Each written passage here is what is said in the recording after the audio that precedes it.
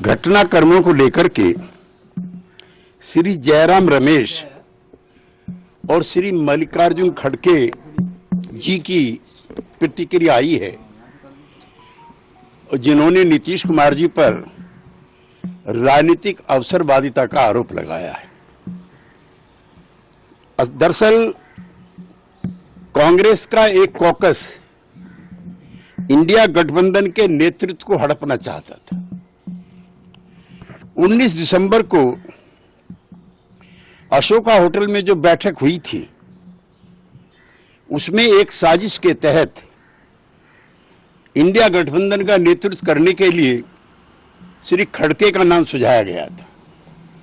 इससे पहले मुंबई की बैठक में सर्वसम्मति से तय हुआ था कि बगैर किसी का चेहरा आगे रखे बगैर ये इंडिया गठबंधन काम करेगा।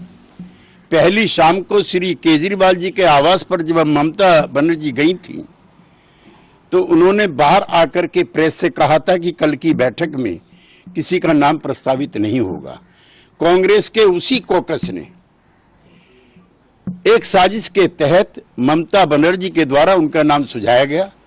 यद्यपि श्री खड़गे जी ने बाद में उसको खुद ही अस्वीकार कर दिया। दरअसल जितनी भी गैर कांग्रेसी क्षेत्रीय दल हैं, चाहे वो लोक दल हो, चाहे सपा हो, चाहे बसपा हो, चाहे जेडीयू हो, चाहे आरजेडी हो, चाहे ममता बनर्जी की पार्टी हो, चाहे शरद पवार जी की पार्टी हो, ये सब दल कांग्रेस पार्टी से लड़ करके भारत की राजनीति में इन्होंने एक अपना स्थान बनाया है। कांग्रेस पार्टी अपने सर्वाइवल के दौर से गुजर रही है।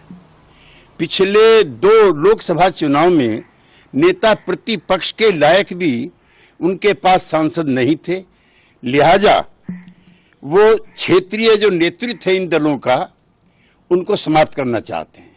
वो इनके विकास में रोड़ा है और उन्होंने सिस्टमेटिक तरीके से इस लड़ाई को लंबा खींचने का काम किया जो टिकट बंटवारे का था।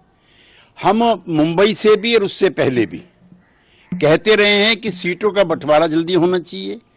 वो भारतीय जनता पार्टी की ताकत को कम करके आंक रहे हैं या फिर उनको जानकारी नहीं है। हम उनके साथ रहे हैं। ग्रास रूट पे उनका काम है। साधन संपन्न पार्टी है। प्रधानमंत्री की लोकप्रियता है। उससे लड़ने के लिए जिस तरह का तामझाम होना चाहिए किसी गठबंधन के पास, उसका नितांत अभाव इंडिया गठबंधन के साथ था।